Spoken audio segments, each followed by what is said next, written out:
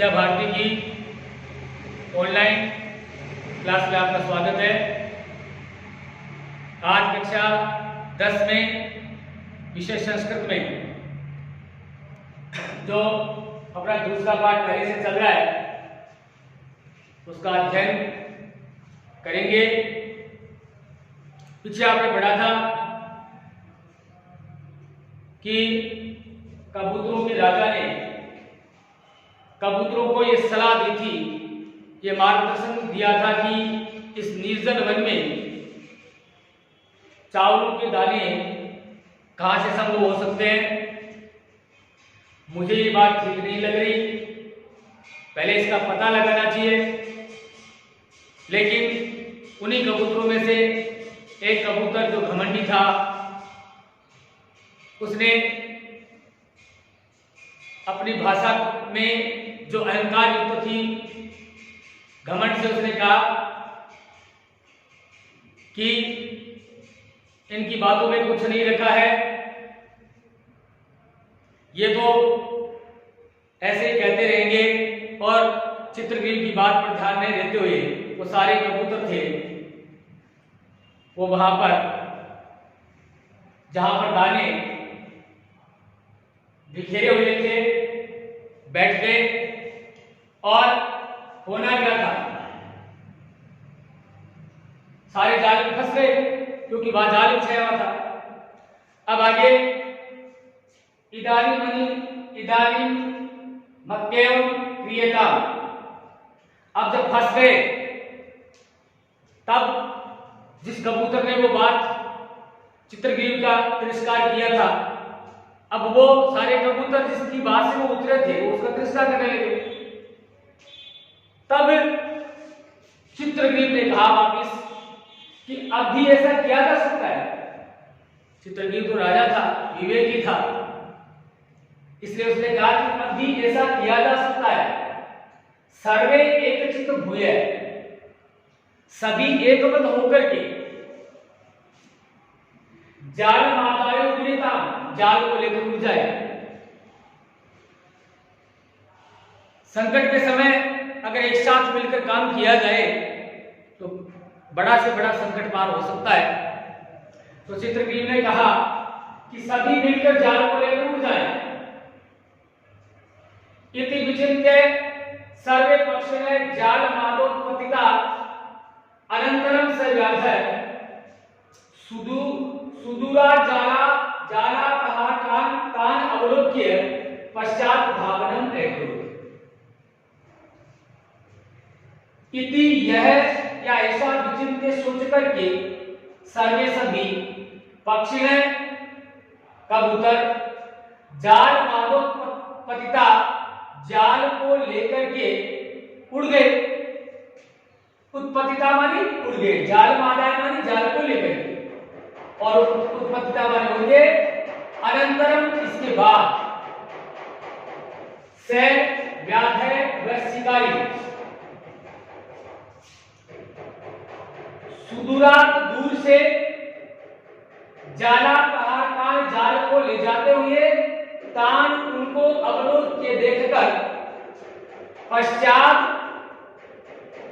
उसके बाद या उसके पीछे पश्चात उनके पीछे धावनम दौड़ना एक्रोध मन शुरू कर दिया।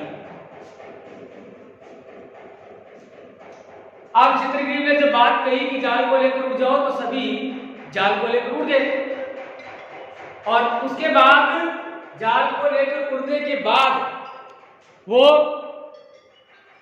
दूर से देखा कि पक्षी है वो जाल को लेकर दूर उड़ रहे हैं।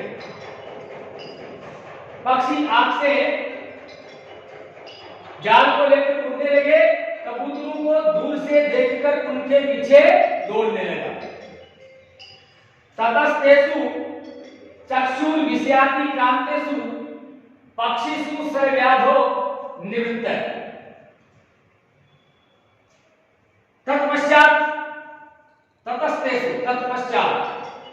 चक्षुर विषयाति क्रांतेषु,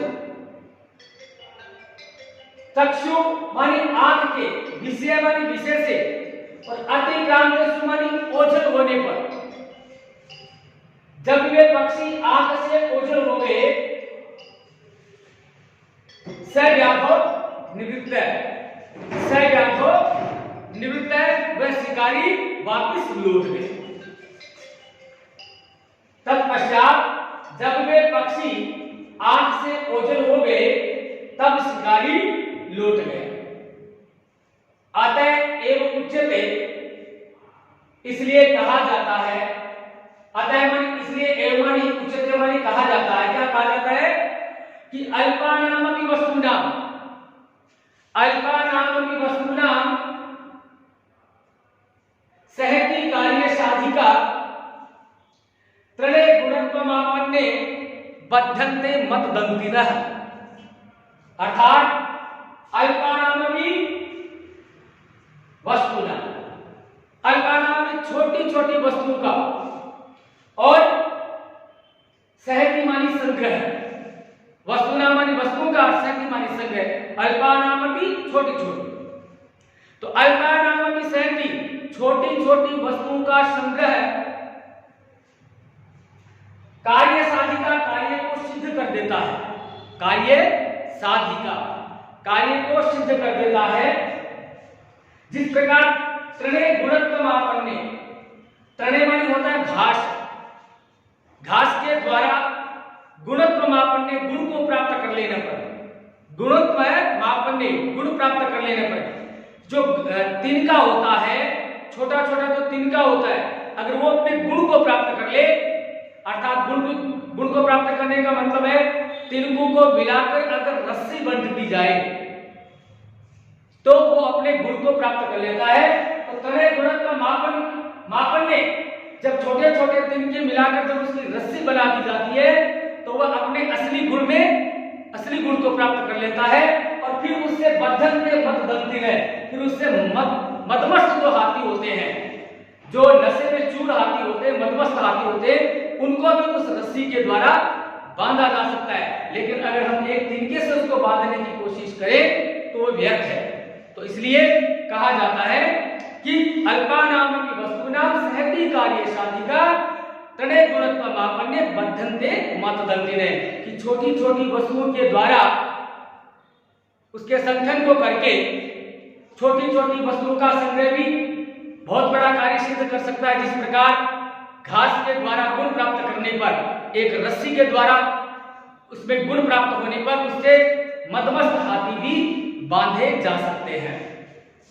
इसी के साथ आपका ये दूसरा पाठ संपन्न होता है और उसके बाद प्रश्नोत्तर शुरू हो रहे हैं।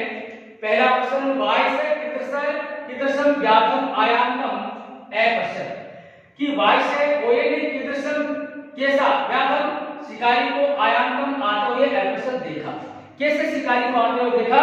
उत्तर रहेगा कृतांतमिव द्वितीयम, यमराज की तरह, कृतांतमिव द्वितीयम यमराज की तरह। दूसरा है कुतो अत्र निर्जने वने तंडुलकराणाम संभवः इति का उत्तवान, कि कुतोत्र कहां है, निर्जने निर्जन वन में, जो व्यक्तियों से रहित होता है उसको निर्जन वन कहते हैं। निर्जन वन में चावलों के कण कहां से संभव हो सकता है, ये बात किसने कही थी, ये बात चित्रग्रीव ने कही थी। इसके आगे के जो प्रश्नोत्तर है वो आप अगले वीडियो में देख पाएंगे। तब तक के लिए धन्यवाद।